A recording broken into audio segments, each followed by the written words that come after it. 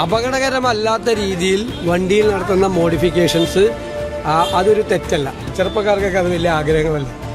സംസ്ഥാന സർക്കാരിന്റെ വാഗ്ദാനത്തിൽ വാഹന മോഡിഫിക്കേഷനായി കാത്തിരിക്കുകയാണ് വാഹനോടമകൾ. ശരിക്കും വാഹനങ്ങളുടെ രൂപമാറ്റം സംബന്ധിച്ച മാനദണ്ഡങ്ങൾ നിശ്ചയിക്കാനോ അതിന് അനുമതി നൽകാനോ സംസ്ഥാന സർക്കാരുകൾക്ക് അധികാരമുണ്ടോ? ഇല്ലെന്നാണ് കേന്ദ്ര ഗതാഗത വകുപ്പ് മന്ത്രി പറയുന്നത്. രാജ്യസഭയിൽ വി ശിവദാസൻ എംപിയുടെ ചോദ്യത്തിന് രേഖാമൂലം നൽകിയ മറുപടിയിലാണ് നിതിൻ ഗഡ്കരി ഇക്കാര്യം വ്യക്തമാക്കിയത്. രാജ്യത്ത് വാഹനങ്ങളുടെ രൂപമാറ്റവുമായി ബന്ധപ്പെട്ട് കർശനമായ കേന്ദ്ര നിയമങ്ങൾ നിലവിലുണ്ടെന്നാണ് മന്ത്രി പറയുന്നത്.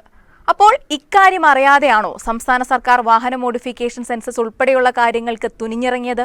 സംസ്ഥാനങ്ങൾക്ക് വാഹനങ്ങളുടെ വേഗത നിയന്ത്രിക്കാൻ മാത്രമാണ് നിലവിൽ അധികാരമുള്ളതെന്ന് മന്ത്രി പറയുന്നു.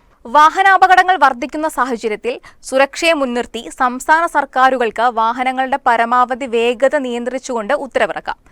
ഇതൊഴിച്ചു നിർത്തിയാൽ കമ്പനി നിർമ്മിച്ച് നിരത്തിലിറക്കുന്ന വാഹനങ്ങളിൽ ഒരു തരത്തിലുള്ള രൂപമാറ്റങ്ങൾക്കും അനുമതി നൽകാനുള്ള അധികാരം സംസ്ഥാന സർക്കാരുകളുടെ പരിധിയിൽ വരുന്ന കാര്യമല്ലെന്നാണിപ്പോൾ പറയുന്നത്. കൂടാതെ 1988 മോട്ടോർ വാഹന നിയമപ്രകാരം വാഹന നിർമ്മാതാക്കൾ രജിസ്ട്രേഷൻ സർട്ടിഫിക്കറ്റിൽ നൽകിയിട്ടുള്ള അടിസ്ഥാന വിവരങ്ങളിൽ ഒരു തരത്തിലുള്ള മാറ്റങ്ങളും വരുത്താൻ പാടില്ലെന്ന കർശനമായ ചട്ടവുമുണ്ട്.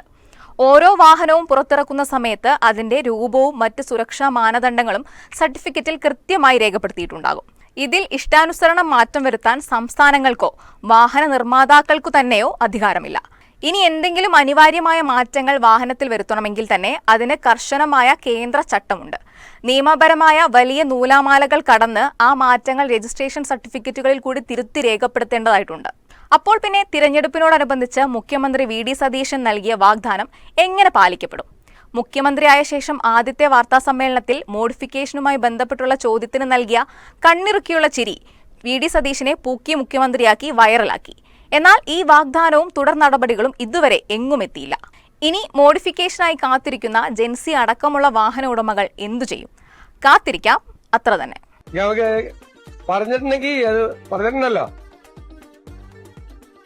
അതൊക്കെ നടക്കുമല്ലോ. പറഞ്ഞതൊക്കെ നടത്താനല്ലേ നമ്മൾ വന്നിരിക്കുന്നത്.